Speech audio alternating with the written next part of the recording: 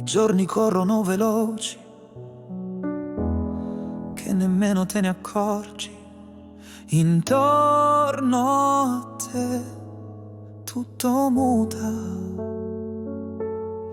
e non c'è via d'uscita.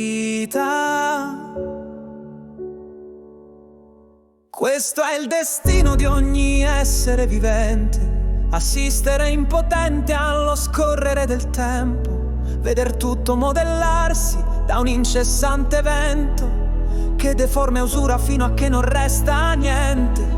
Prima ti illude, ti nutre, ti aiuta a crescere, ti rende abile e deciso a costruire, per poi pian piano iniziare a demolire, orientando quel progetto inevitabilmente a fallire. Altro non puoi fare che filosoficamente accettare, sfruttare i tuoi giorni al meglio, perderti più che puoi negli occhi di un figlio, godersi gli affetti prima che sia tardi, alla benevolenza di una clessidra affidarti, senza che la tua coscienza sappia quando lascerà cadere l'ultimo granello di sabbia.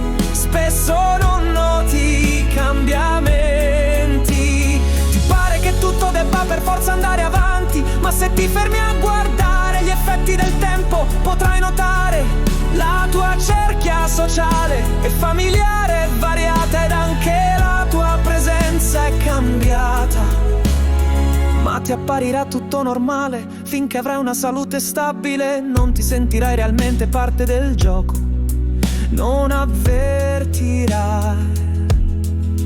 il calore del fuoco. Questo è il destino di ogni essere vivente: assistere impotente allo scorrere del tempo, veder tutto modellarsi da un incessante vento che deforma e usura fino a che non resta niente. Prima ti illude, ti nutre, ti aiuta a crescere, ti rende abile e deciso a costruire, per poi pian piano iniziare a demolire, orientando quel progetto inevitabilmente a fallire. Altro non puoi fare che filosoficamente accettare, sfruttare i tuoi giorni al meglio, perderti più che puoi negli occhi di un figlio, godersi gli affetti prima che sia tardi, alla benevolenza di una clessidra affidarti, senza che la tua coscienza sappia quando lascerà cadere l'ultimo granello di sabbia. Gli anni passano e nulla aspettano, onora la tua vita prima che la clessidra sia finita.